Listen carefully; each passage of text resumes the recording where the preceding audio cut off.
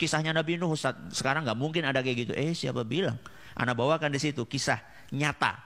Kejadian pada tahun 1955. Kalau kemarin kita dengar di Banjarnegara ada kasus apa? Ada kasus tanah longsor. Ini lebih dahsyat dari tanah longsor. Kejadian di sebuah dukuh namanya Dukuh Legetang. Itu di komplek Dieng. Dukuh itu apa ya? Dukuh itu bukan makanan, bukan. Dukuh itu apa? Bukan desa. Dukuh itu dusun. Dusun itu RW. Ya, RW. Jadi kampung kemudian dibagi-bagi lagi. Dukuh. Ya. Dukuh namanya dukuh apa tadi? Legetang. Dukuh ini ya terkenal sangat subur tanahnya. Sangat subur tanahnya. Sehingga penghasilan penduduknya luar biasa dari sayur-sayuran. Rata-rata mereka orang-orang yang kaya-kaya. Setiap tahun panen. Di tempat lain nggak panen, di situ panen. Di tempat lain panennya dikit, di situ banyak. Di tempat lain kualitasnya jelek, di situ baik. Itu dukuh, namanya Dukuh Legetang. Akan tetapi subhanallah, berbagai kucuran nikmat dari Allah tersebut tidak membuat mereka bersyukur kepada Allah. Semakin banyak dikasih nikmat, justru mereka semakin tenggelam di dalam maksiat kepada Allah. Hati-hati. Banyak di antara kita ketika dulu masih punya motor, masih rajin ke masjid. Begitu dapat mobil, ke masjid mulai jarang. Ketika dapat kereta, nggak pernah ke masjid lagi. Ya, hati-hati. Orang-orang yang seperti itu, hati-hati. Makanya orang-orang Dukuh Legetang, ketika mereka mendapatkan nikmat dari Allah, bukannya semakin taat kepada Allah, semakin banyak maksiat. Yang namanya judi, perzinaan, bahkan sampai zina dengan ibu mereka sendiri. Na'udzubillahi min dzalik. Dan setiap malam selalu mereka nanggap lengger. Nanggap itu mengadakan. Ya, lengger itu kayak kuda lumping. Dan yang main itu cewek.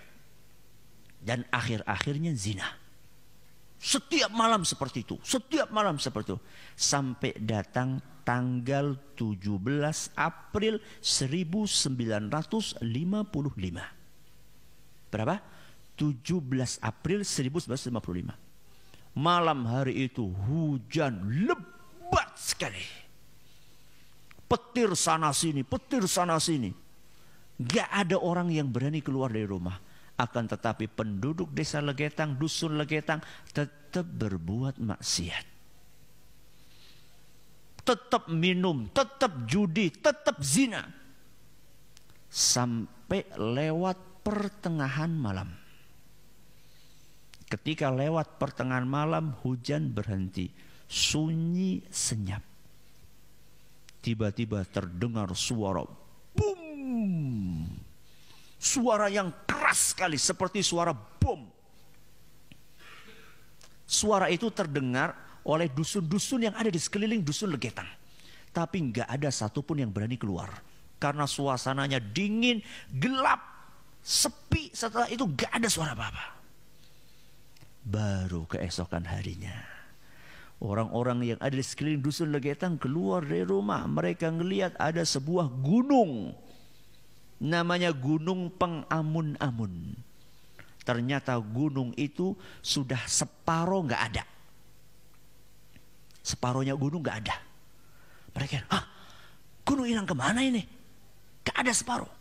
Kemudian mereka lebih kaget lagi ketika gunung yang separuh itu sudah pindah di atas dusun Legetang. Bukan longsor. Kenapa bukan longsor? Karena Gunung Pengamun-amun ke bawah kayak gini ada lembah. Ada lembah, kemudian di sini ada dusunnya. Lembah ini, sungai ini sama sekali tidak ada longsorannya. Berarti gunung itu diapain? Potong, diangkat. Siapa yang bisa ngangkat itu? Allah Subhanahu wa ta'ala. Maka kalau kita sudah tinggal di suatu komunitas, isinya di situ maksiat, Dan tidak ada yang mengingkari maksiat tersebut. Siap-siap. Siap-siap apa Ustaz? Pindah cepat-cepat. Ya. Kalau nggak ada yang mengingkari lagi. Tapi kalau masih ada yang mengingkari, berterima kasihlah kepada orang-orang yang mengingkari tersebut. Berterima kasihlah kepada orang-orang yang mau beristighfar kepada Allah. Walaupun dia orang miskin. Bisa jadi azab tidak Allah jatuhkan ke negeri kita ini. Walaupun yang namanya kemaksiatan di negeri kita banyak sekali. Bukan hanya kemaksiatan, kemusyrikan, kekufuran di negeri kita. Mungkin Allah belum jatuhkan azab kepada negeri kita ini secara umum. Mungkin karena ada di antara hamba-hamba Allah yang masih duduk bersimpuh, beristighfar kepada Allah, sehingga Allah belas kasihan kepada negeri kita.